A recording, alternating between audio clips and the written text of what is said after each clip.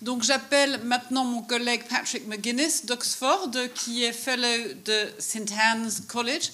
Patrick est connu d'un certain nombre d'entre vous par ses spécialités universitaires. Il a entre autres travaillé sur Maeterlinck, donc vous savez bien que c'est un ami de la Belgique. Il a aussi des origines familiales du côté de Bouillon. Donc, pour certains d'entre vous, vous serez en terrain familier avec lui. Patrick prépare actuellement une anthologie de nouvelles, de short stories, comme on dit en anglais pour Penguin, de short stories en français, mais traduit. Enfin, écrit en français mais traduit en anglais, et il m'assure qu'il y aura bon nombre de Belges parmi les auteurs retenus, donc il y aura l'occasion pour les lecteurs de langue anglaise de découvrir un pan de littérature qu'ils ne connaissent pas.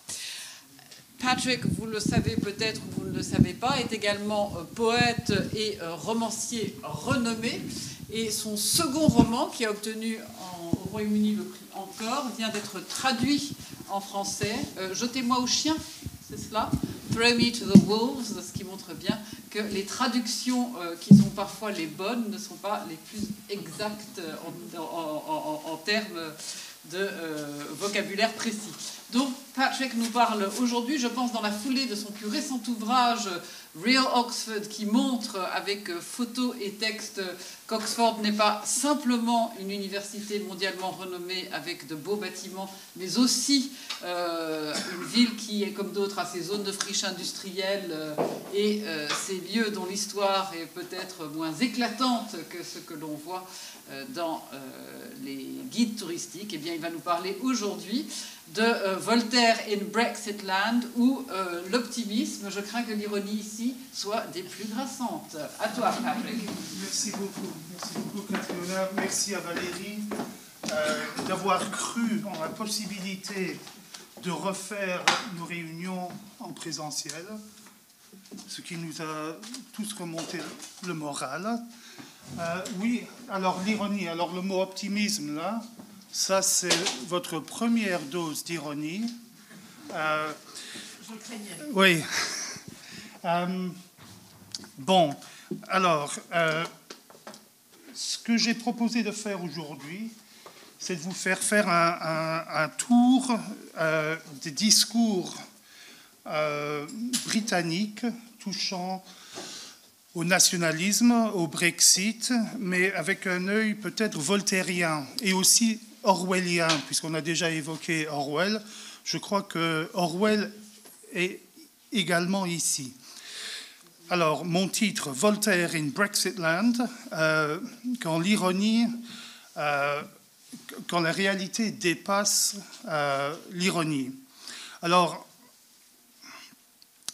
en 1990, un livre dicté à Barbara Bush, épouse du président George W. Bush, atteint le sommet de la liste des New York Times bestsellers, où il passera 23 semaines. L'auteur du livre s'appelle Millie, et Millie est la chienne de George et de Barbara Bush. The White House Dog. Le livre est son journal et nous offre, apparemment, parce que je ne l'ai pas lu moi-même, une perspective derrière la tapisserie des grands événements politiques. Comme le chat de Downing Street, Larry the Cat, qui, selon la tradition britannique, voit tout, entend tout et passe partout, le chien de la Maison-Blanche montre que, comme le savait d'ailleurs La Fontaine, pour humaniser l'humanité, il faut des animaux. Larry the Cat, j'ajoute entre parenthèses, a un demi-million de followers sur Twitter, où il se paye quotidiennement la tête de Boris Johnson et du Parti conservateur.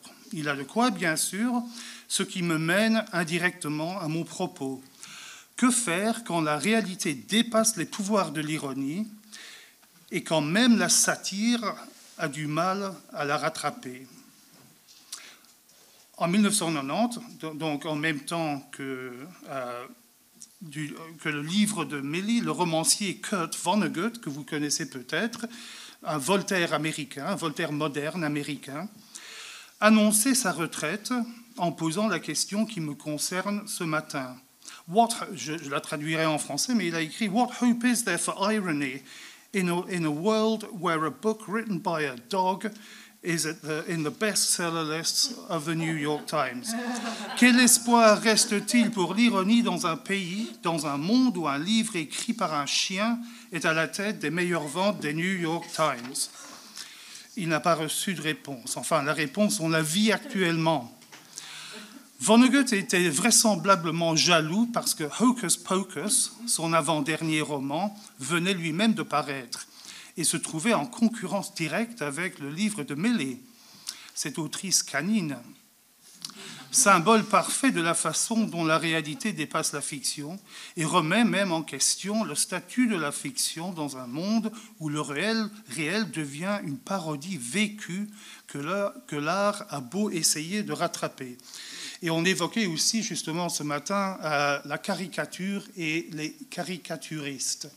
Mais quand on vit dans un monde de caricatures, qu'est-ce qu'on va faire? Où est l'espoir pour l'ironie, la caricature?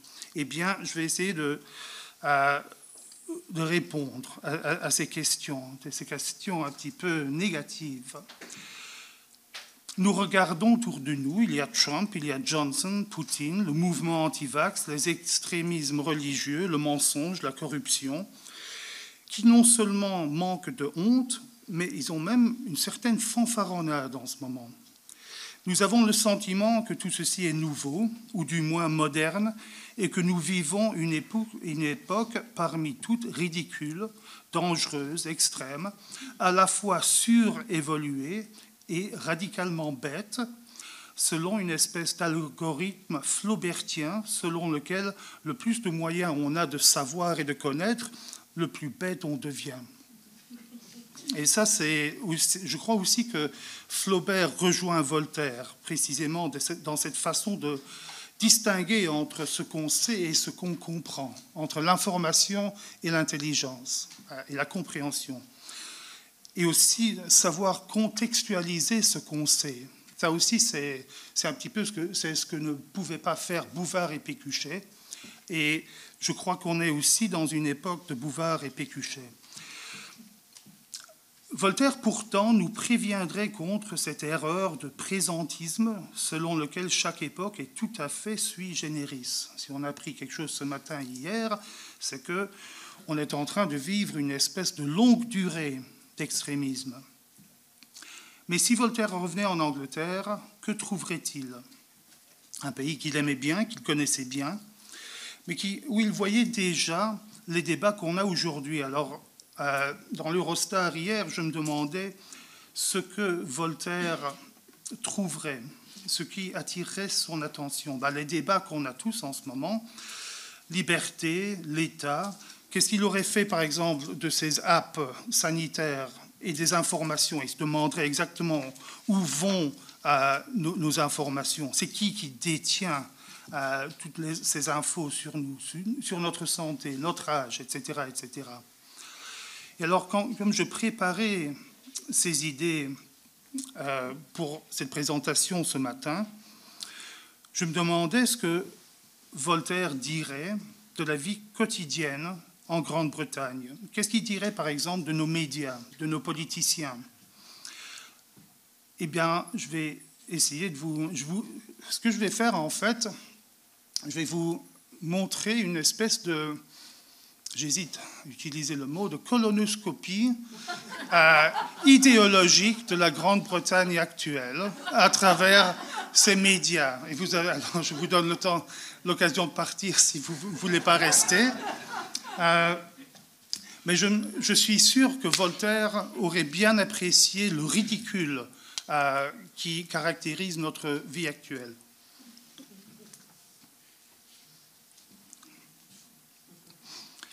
Et il aurait sûrement été fasciné, avec une certaine dose de dégoût quand même, par le Brexit. Et tout ce que le Brexit comporte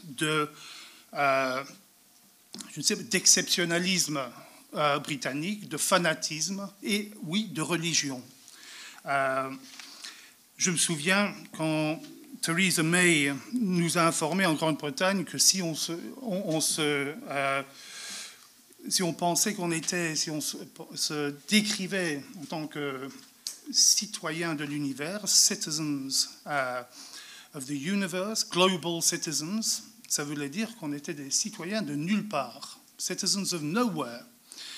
Et il fallait qu'on soit des citizens of somewhere, parce que pour elle, le contraire du global, c'est le local. Mais en fait, le contraire du local voltairien, c'est le partout, c'est l'univers. Et c'était un petit peu pour parler de cette obsession qu'on a en ce moment avec les frontières, qui nous ont détruit la vie en Grande-Bretagne, la vie quotidienne, ce qu'il y a de civilisé chez nous. Une autre ironie voltairienne, c'est que depuis qu'on a quitté l'Europe, on n'arrête pas d'en parler.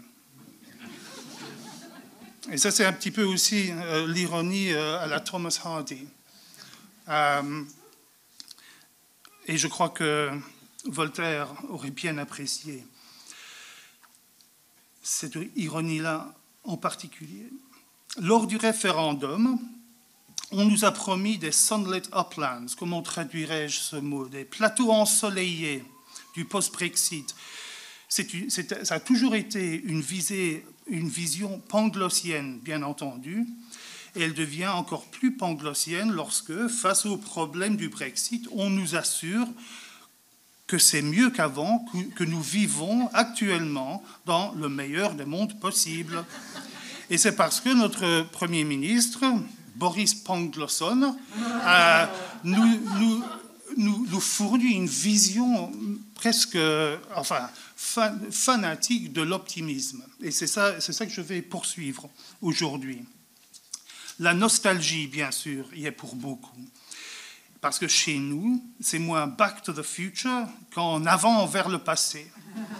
Et alors maintenant, je vais vous faire visiter quelques lieux de ce discours. Alors, optimisme, Voltaire in Brexit Land.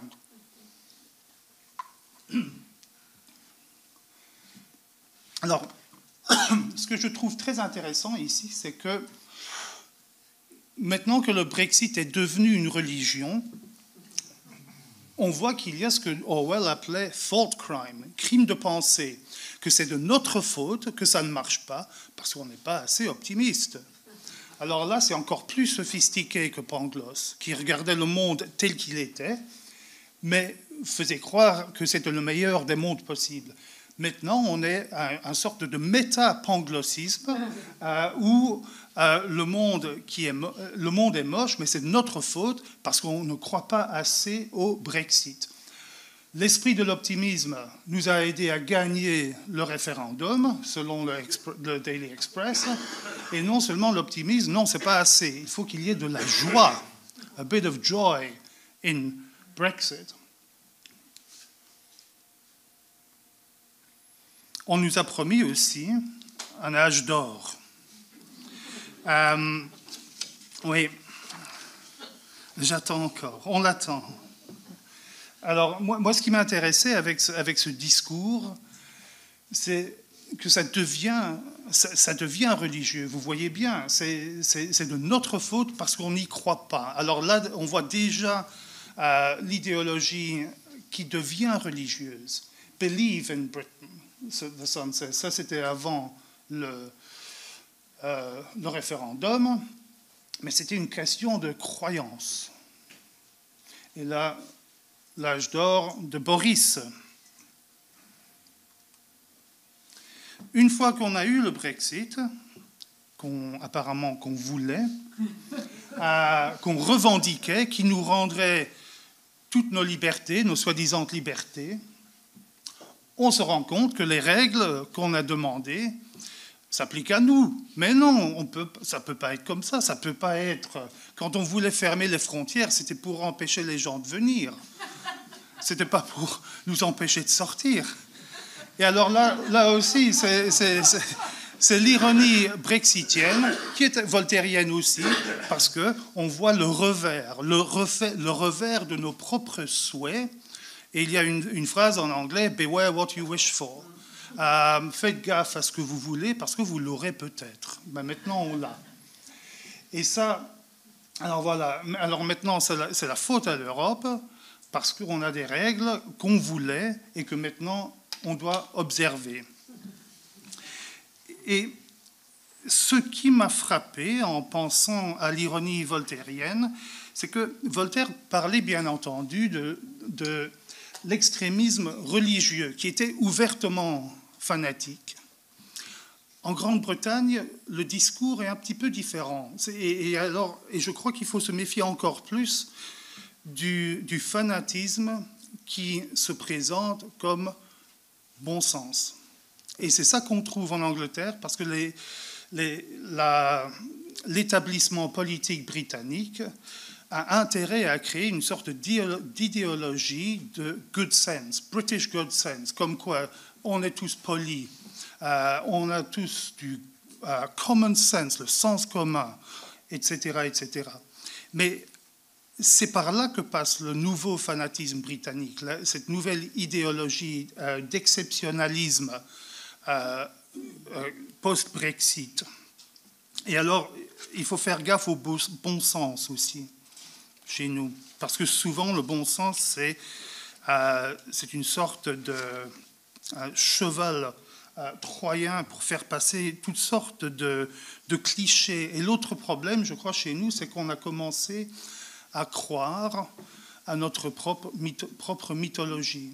Les clichés de la Grande-Bretagne qu'on produisait pour l'exportation, comme les souvenirs des pays qu'on trouve que dans les aéroports, la Grande-Bretagne a aussi créé des clichés.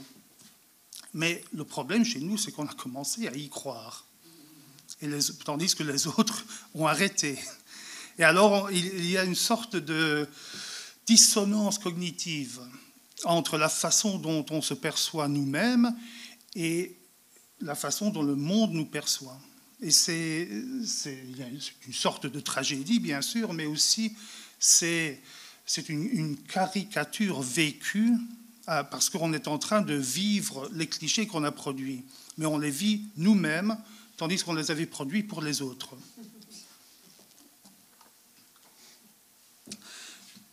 Les responsables ne sont pas seulement, bien sûr, les politiques, c'est les tabloïds britanniques. Et les tabloïds britanniques, c'est un genre absolument unique. Enfin, je crois maintenant que on commence à en trouver partout en Europe.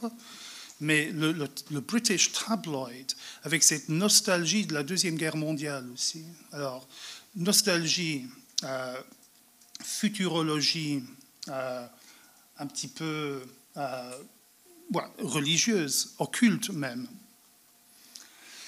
Alors, voilà Boris en pangloss.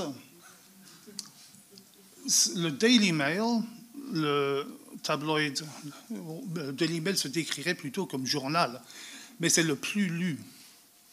Et alors là, on voit un journal qui est en train de demander à notre leader, notre pangloss, de nous apporter le sunshine du Brexit. Mais c'est ridicule, c'est l'infantilisation nationale. Brexit weary nation cry, comme si c'était un Churchill. Il se veut Churchill, mais c'est Pangloss. Et voilà, pour les gens qui sont vraiment nostalgiques pour la guerre, ils sont même le rationnement. Alors, toutes ces, c'est comme si Voltaire avait inventé une série, non pas une ironie, mais une ironie filée. Vous êtes tellement nostalgique, il aurait dit, pour la guerre, qu'on va vous la recréer.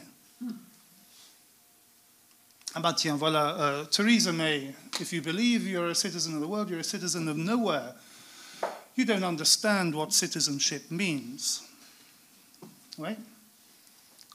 Voltaire, par contre, il va droit au centre de la question. Telle est donc la condition humaine, que souhaiter la grandeur de son pays, c'est souhaiter du mal à ses voisins. Celui qui voudrait que sa patrie ne fût jamais ni plus grande, ni plus petite, ni plus riche, ni plus pauvre, serait le citoyen de l'univers. Il y a encore du chemin à faire, hein. Mais non, pas juste pour les Britanniques.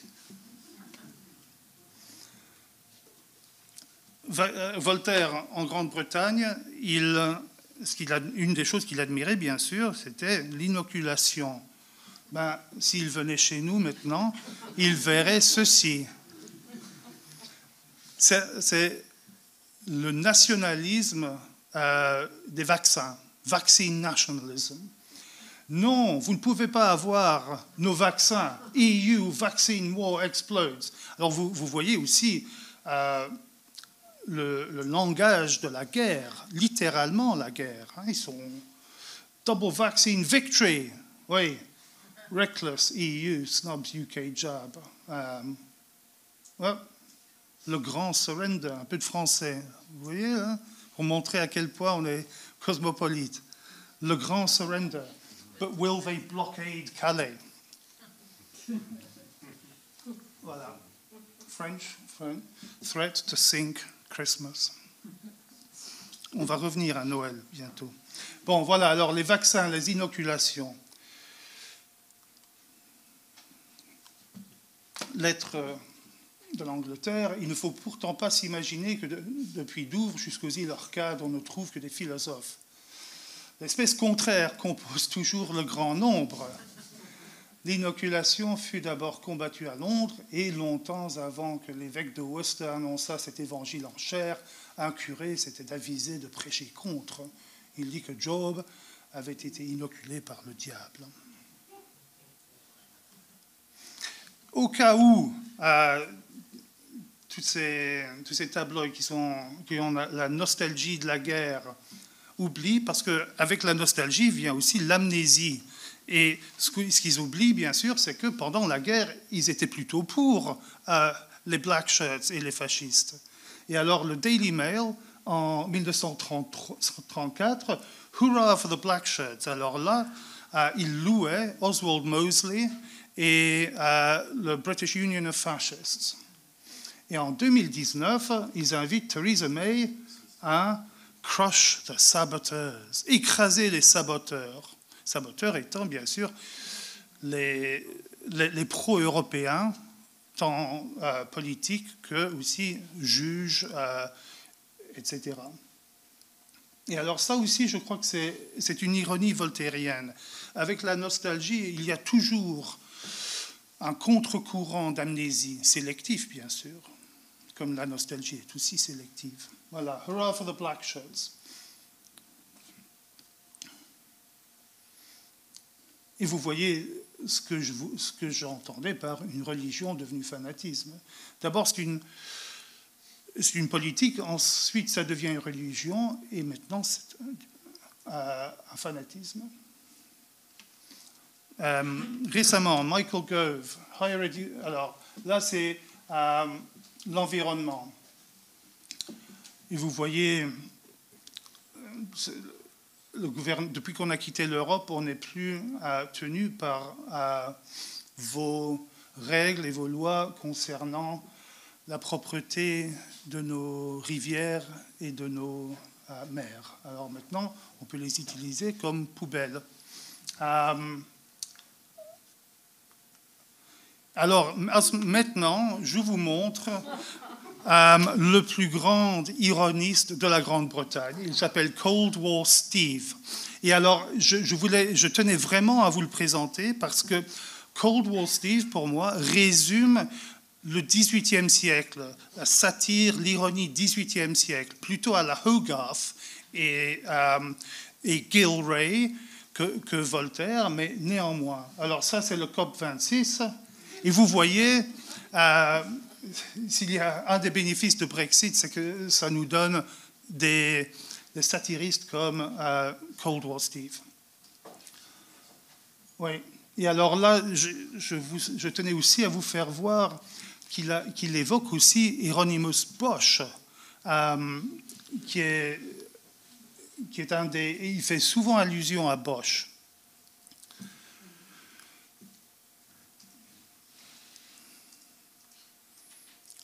Et la femme de Boris Johnson, Carrie, est représenté dans les... je ne sais pas comment on appellerait ça, caricatures, non, même pas, les collages de Cold War Steve comme Marie-Antoinette. Alors vous avez Pangloss et Carrie-Antoinette.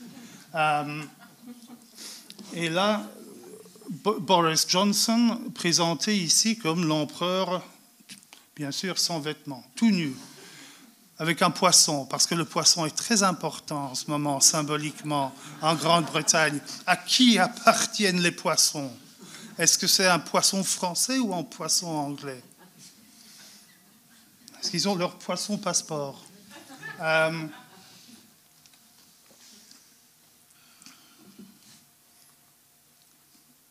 Et ça, pour moi, c'est un chef-d'œuvre. Vous reconnaissez Pitt, c'est Pitt avec Napoléon, en train de se partager le monde. Et ici, et ça c'est Gilray, n'est-ce pas? Et ici, vous avez Macron et Boris Johnson qui se disputent un poisson.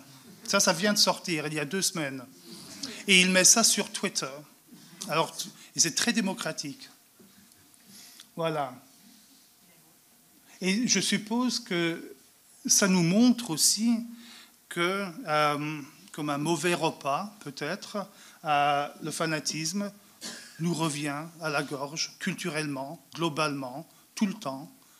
Le XVIIIe siècle ressemble beaucoup au XXIe siècle, en ce moment. Les disputes,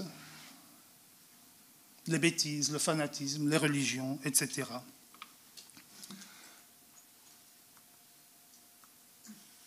J'ai toujours aimé cette citation de Voltaire. La raison informée de ce qui se passait par quelques exilés qui se réfugièrent dans sa retraite fut touchée de pitié, qu'elle ne passe pas pour être fort tendre. J'ai toujours aimé cette partie-là. La raison ne passe pas pour être fort tendre, mais quand même, de temps en temps. Voilà, je vous fournis Cold War Steve, Christopher Spencer, et je fais un peu de publicité pour Cold War Steve, pour son calendrier, ah non, pas encore, calendrier de l'Avent. Alors ici, on est, voilà, Tesco, the fake asparagus. On nous a promis que tout irait bien, plateau ensoleillé, etc., etc.